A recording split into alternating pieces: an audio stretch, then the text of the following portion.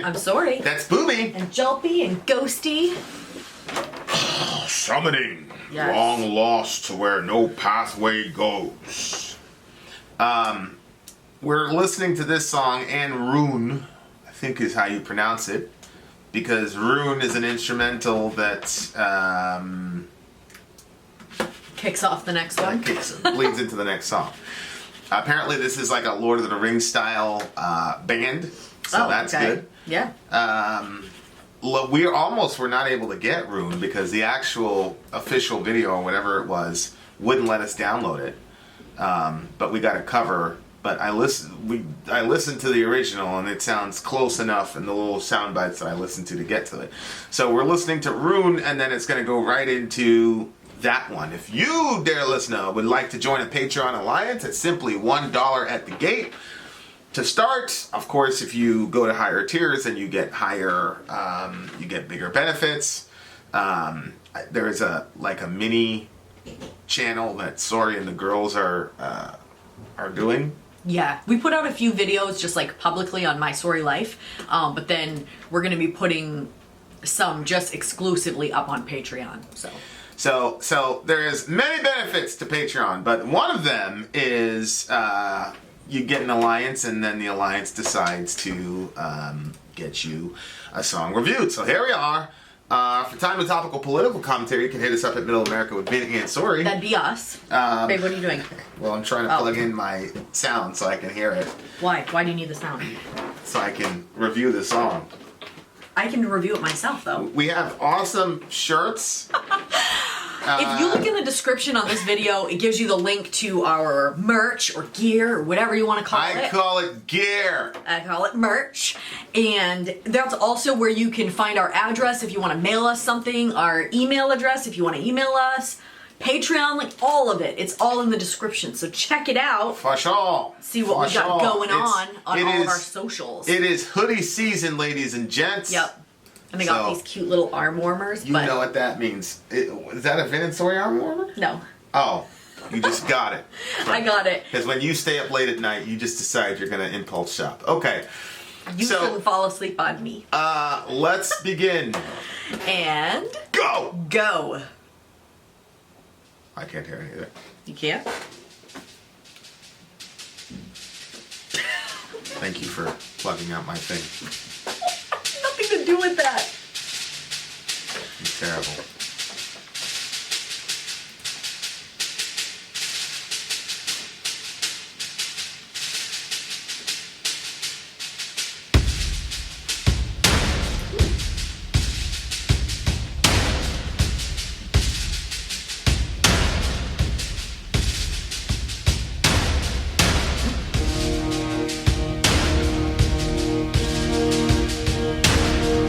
Definitely a fan of that sound.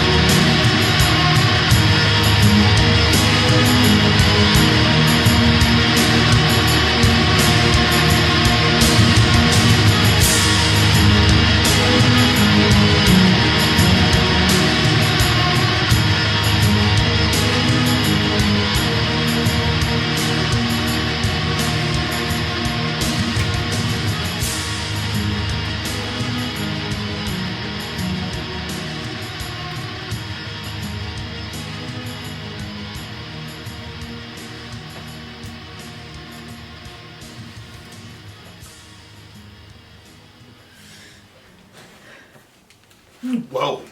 That one was sad. I thoroughly enjoyed the sound of this band. Yep. Apparently they're a black metal band.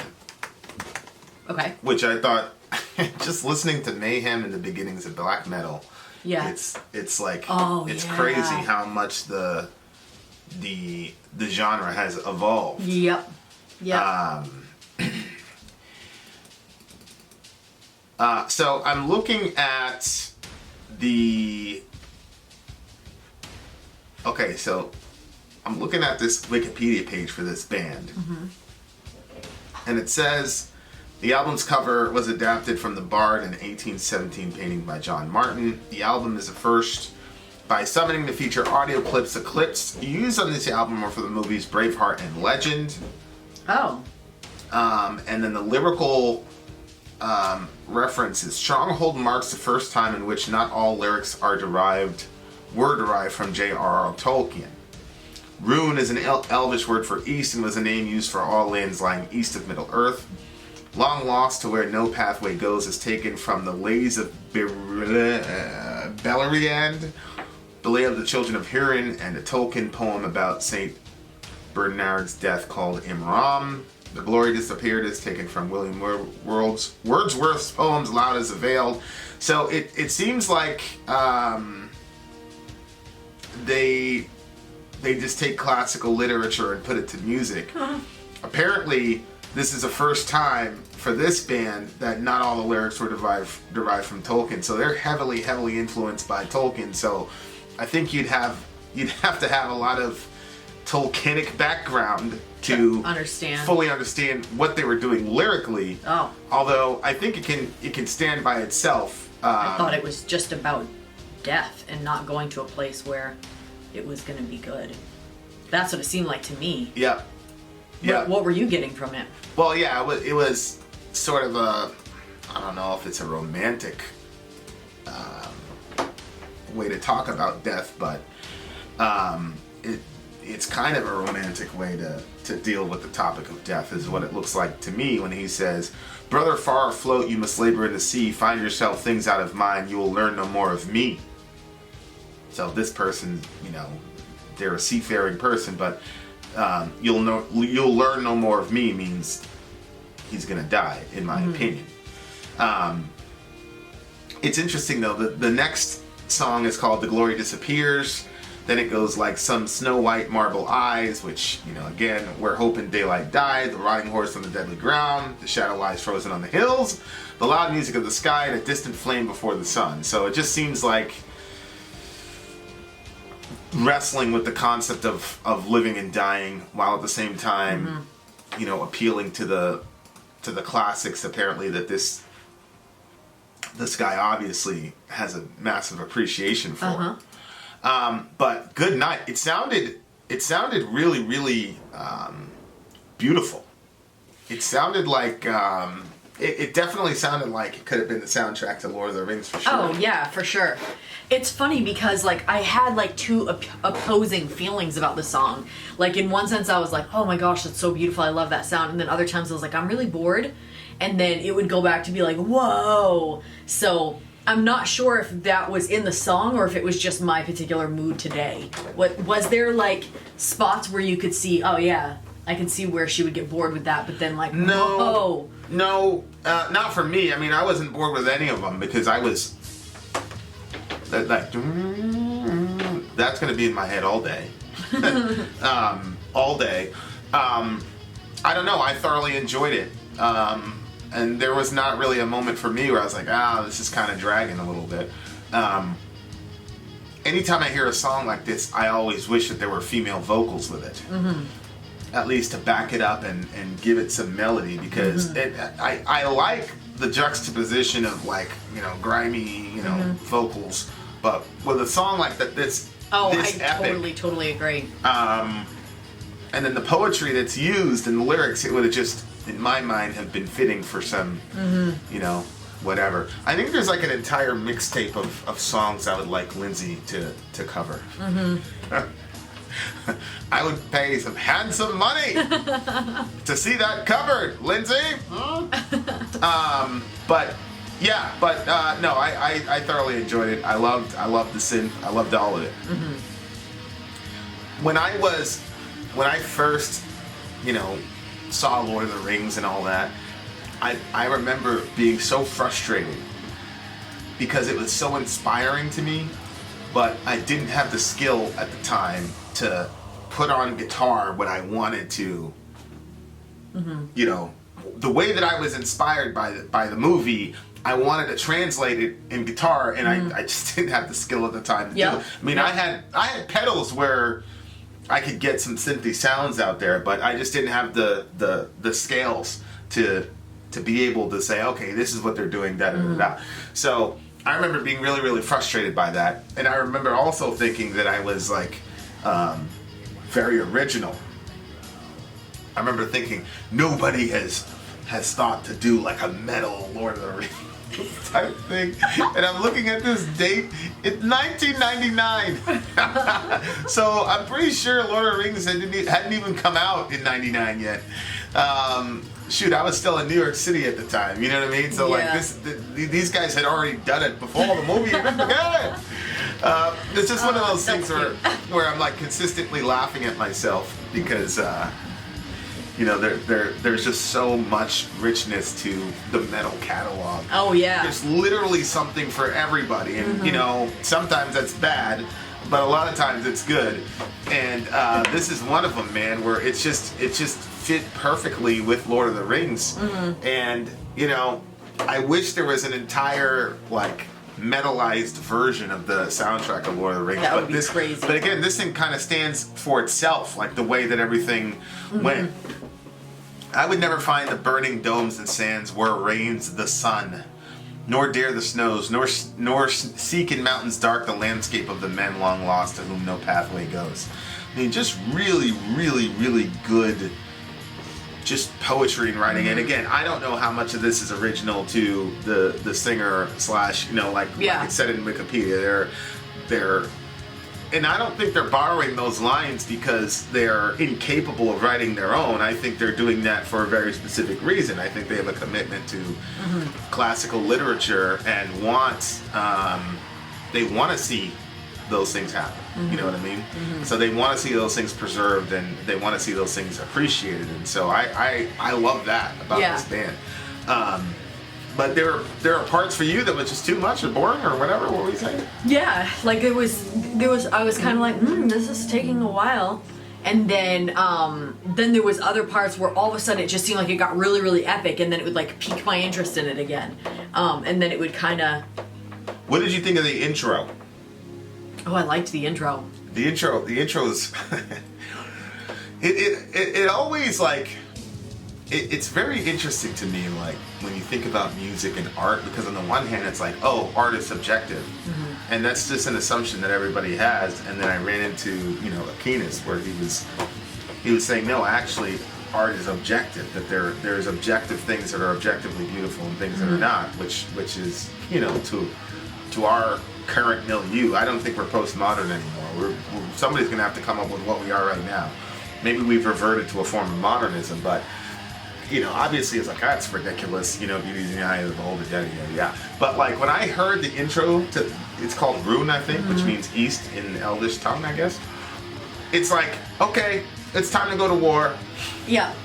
Like, and I feel like if I played that at any plot of land in any spot on the planet in any period of time, whether 2,000 years ago or 2,000 years into the future, everybody would interpret that as, okay, it's time to do jihad. Yeah. You know what I mean? So it's kind of like, I always battle with this idea of like, okay, how subjective is art really when you know that no matter who you listen to, or nobody, if I showed that piece of music to somebody, nobody would say, oh, this is music to go to sleep, or this is the music that makes me want to do a waltz or whatever. Yeah. And not necessarily like do jihad, but like workout, motivational, whatever you want to call it. Like there are some songs that are just objectively motivational. Yeah. Or you can tell that is the goal of the composer. Yeah, that's funny because I was thinking of working out when that was playing. Right. So the goal is to get you to move, physically. I think everybody would hear that and say that's the intention of that song because there's no lyrics to it, obviously. Right. But so both of those combine like the strong like marching type of thing. It's like but then you go here and it's very contemplative and it's very kind of inward focused about the ramifications of the thing that they were beating on the drum there at the beginning. Yeah. Didn't sound like a regular drum. Beautiful stuff. What do you give the song? Ooh. It's probably like a 9.2. Yeah, it's a 9.4 for me. For sure. Good song. Good band. Good pick, EU. We very much appreciated it. Yes, I know. Vin out. Sorry out. Gone.